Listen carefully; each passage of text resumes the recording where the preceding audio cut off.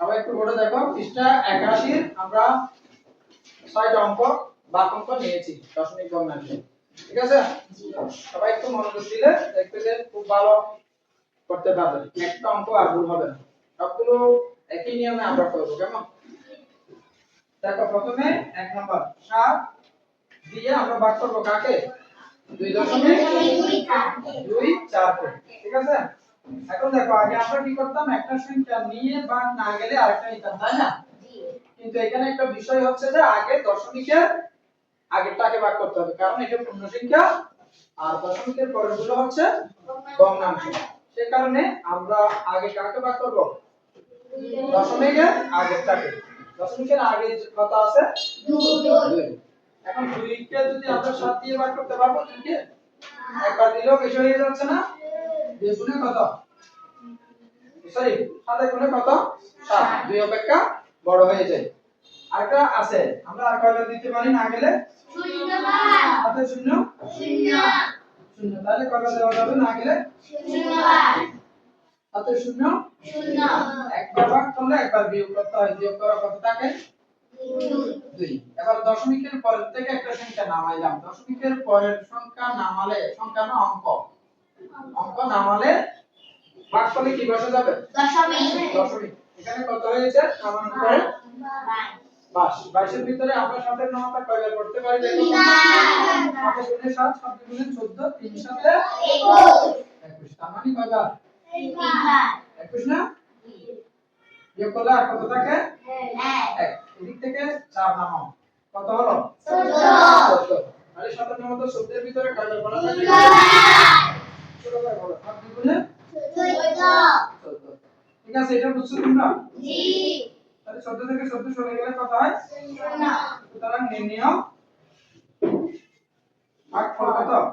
0.32।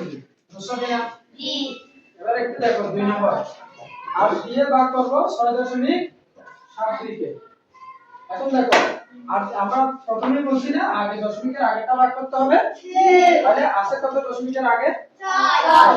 আর দিয়ে কি সঙ্গে ভাগ যাচ্ছে না, আগে কয়বার? 0 বার। আগে 0 0, বিয়োগ করলে কত থাকে? 6। এবার দশমিকের পরের সংখ্যা নামাও, দশমিকের পরের অঙ্ক নামালে দশমিক ভাগ করলে বসাতে হবে। কেমন? এখানে কত হয়েছে? 67। 8 এর নামাটা 67 পর্যন্ত পড়তে থাকো। 8 এর 8 আর 2 16, 14 24 আর 40 আর কত? আসলে 40 আর 48 17 যাচ্ছে না, 18 64 কয়বার যাচ্ছে? 18 18 এটা আমরা দিলে তো 72 হয়ে যাবে, তাই না? বিয়োগ করলে আর কত থাকে? 3। এদিকে নামানোর সংখ্যা আছে? জি আছে। কত আছে? 2। তাহলে 8 নামে তো 32 পর্যন্ত করলে 4 8 32 বুঝছে কিনা? জি। 32 থেকে 32 গেলে সামনে এদিকে নামানোর সংখ্যা নেই, সুতরাং অঙ্ক কি হয়েছে? শেষ। এই নিয়ে ভাগ কত দেওয়া হয়েছে বলো তো? 0.84। বুঝতে পারছো? জি।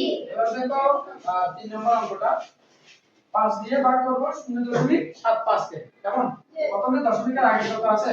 না, আপনাদের বলছি যে দশমিকের আগেটা আগে ভাগ করতে হবে, যাচ্ছে না, তাই কি করতে পারি? 0 আছে 0 0।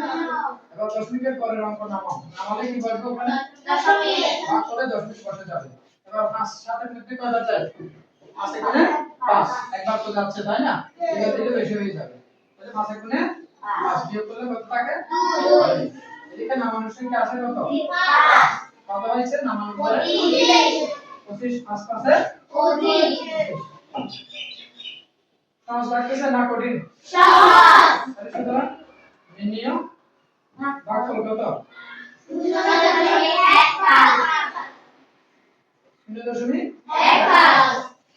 বুঝতে পারছো তো? জি। এবার দেখো 4 নম্বর অঙ্কটা দেখো সবাই, 3 দিয়ে ভাগ করব কত? 9.18 কে। তাহলে আমরা প্রথমেই দশমিকের আগেরটা ভাগ করব, তাই না? তাহলে যাচ্ছে কিনা? যাচ্ছে তো, টাকা যাচ্ছে 3 3 গুণে 9। তাহলে 9 থেকে 9 বিয়োগ করলে কত? 0 বললে না, তাই লেখার দরকার নেই। এবার দশমিকের পরের অঙ্ক নামাও, দশমিকের পরের অঙ্ক নামালে ভাগ করলে কি বসে যাবে? দশমিক। দশমিকে না নামানোর পরে ভাগ যাচ্ছে নামানোর পরে ভাগ না গেলে অবশ্যই শূন্য বাদ দিতে হবে দুইটা একসাথে নামানো যাবে না বাইরের কোন অঙ্ক দুইটা একসাথে নামানো যাবে না একটা নামানোর পরে ভাগ না গেলে কি করবে শূন্য বাদ দিয়ে দেবে 3 শূন্য শূন্য বিয়োগ করলে কত থাকে 1 এদিক থেকে আর নামাও কত হলো 18 তাহলে 3 6 18 তুমি নিয়ে ভাগ কত পাইছি বলতো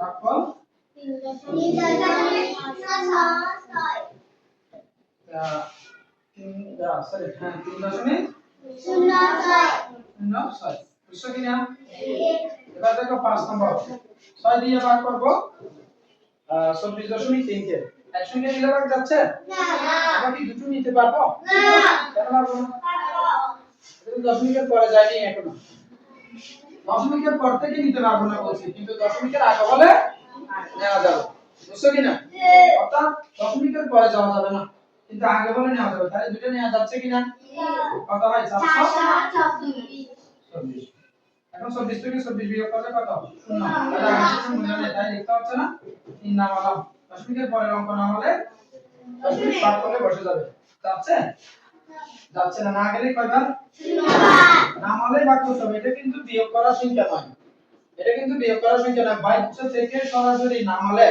অবশ্যই ভাগ করতে হবে না গেলে শূন্য বাদ দিবা 6 শূন্য শূন্য এবার বিয়োগ করলে কত থাকে 3 তাহলে আমরা একটা কাজ করতে পারি আমাদের তো ভাগ শেষ থেকে গেছে ভাগ শেষ থাকলে আমরা ভাগফল লিখতে পারবো না তাই এখানে একটা কি নিতে পারি শূন্য আমার যতগুলো প্রয়োজন দশমিকের পরে আমি কি নিতে পারবো শূন্য নিতে পারবো তাহলে এখন শূন্যটা এখানে নামাই কত হলো 30 হয়ে গেছে না নিয়ে বসে থাকতে হবে না নিয়ে তাকে নিচে নামাতে হবে কত হইছে 30 তাহলে 530 এর ভাগফল কত